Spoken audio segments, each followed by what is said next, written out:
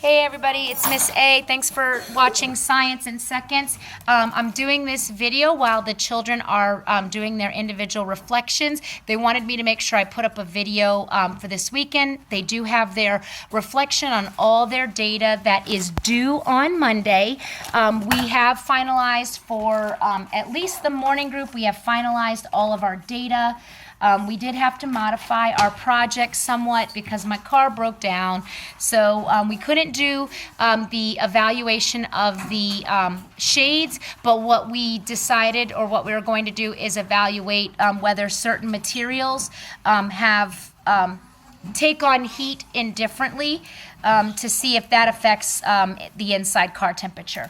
So today was our Thursday thinking, that's what we called it, so I'll go ahead and write that here. And we were reflecting on our total data. So it's a reflection on total data.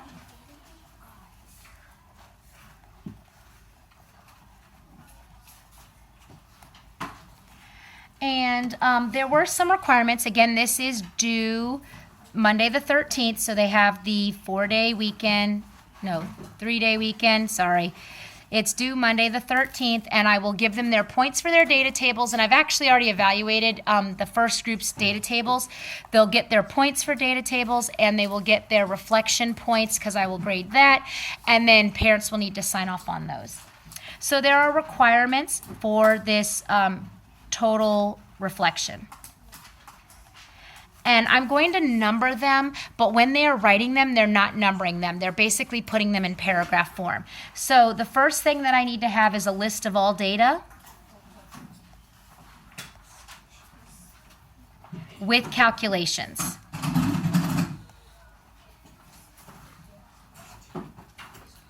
List of all data with calculations. So basically what that is saying is that they would put their start temps, and this would actually be for both groups, their start temps, their finish temps, F-I-N-I-S-H, finish temps, and then the difference of the temperatures.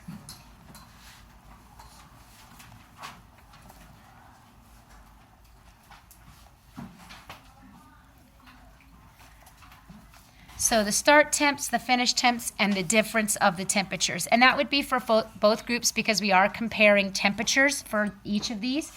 So for example, if our, and we would put it in, again, for the morning group, it should be in paragraph form. So I'm going to write that here, paragraph form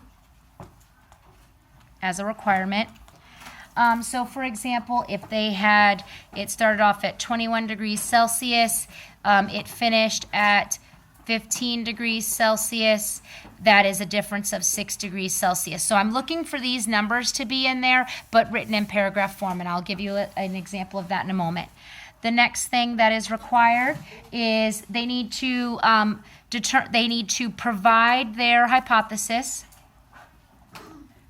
Provide, H-Y-P-O-T-H-E-S-I-S, provide hypothesis and whether it's valid.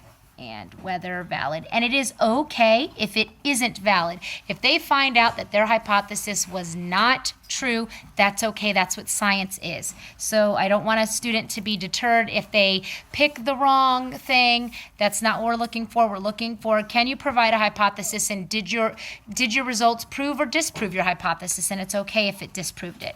Provide hypothesis and whether it was valid. So I want that. The third requirement, which again should be in paragraph form, would be to give a reasoning for outcome. So, and that's an inference. Give inference or reasoning of why the student thinks the outcome happened.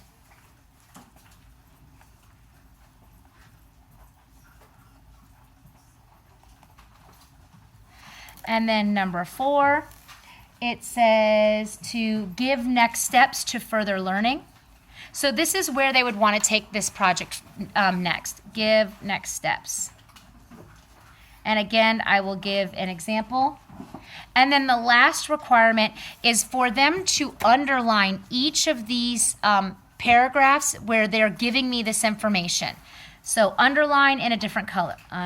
U-N-D-E-R, underline in 4 separate colors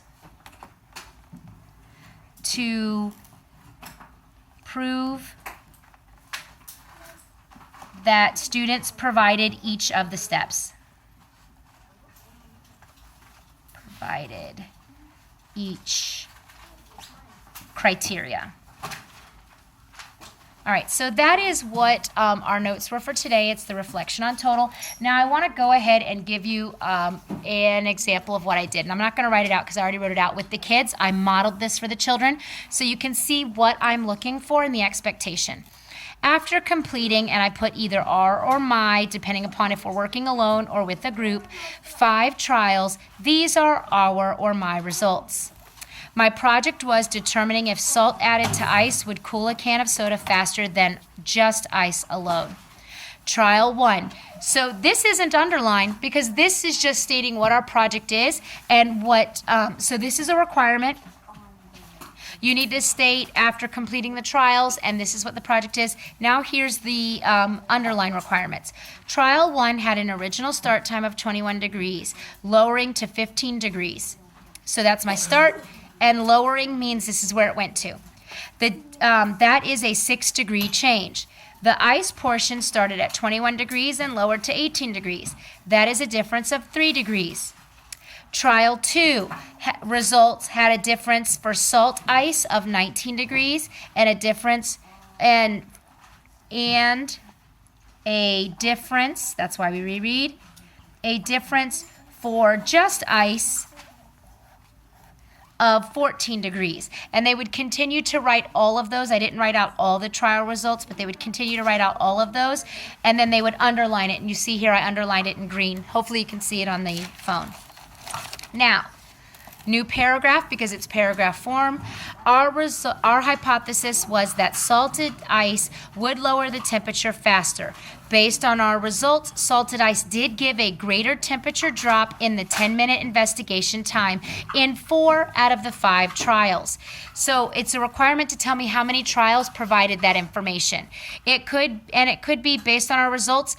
Ice gave us a greater temperature drop in the 10-minute investigation, and how many trials provided that. So you're just telling me what the results were and whether your hypothesis was valid or not, and how many trials that it happened. Next paragraph, and I underline that in purple. We believe that our research was valid. Salt lowers the cooling temp of ice. That's what our research told us, which allows it to melt. Now, this is my justification, which allows it to melt slower than unmanipulated ice. This allows the temperature to drop more so than just ice alone. So this is what our research told us, and this is my inference. So what does that salt lowering that temperature do? Well, it allows the ice to melt slower than ice that's unmanipulated. And I underline that in blue. My last one, where do I want to take it? To take my project to the next steps, I would try comparing types of salt to see which reveals a quicker, colder outcome. And I actually talked with the kids how they think that this could, why this is important, and we talked about cooling ice pops faster if we needed to do that. This would be something, or making ice cream. Definitely you have to use salt to make ice cream. So I want to maybe compare salts, and we use iodinized salt for this one. We might try canning salt. We might try Himalayan salt or pink salt, seeing if the salt color makes a difference. So that is where our next steps are. So that is the expectation for the reflection on the total data. Again, it should be in paragraph form. It should have all of these requirements that I have listed here, and they should be underlined in 4 separate colors for the students to prove their that they have mastered all of these pieces. Thanks for watching, everybody. Hope this video helps. If you have a question, put it in the comments.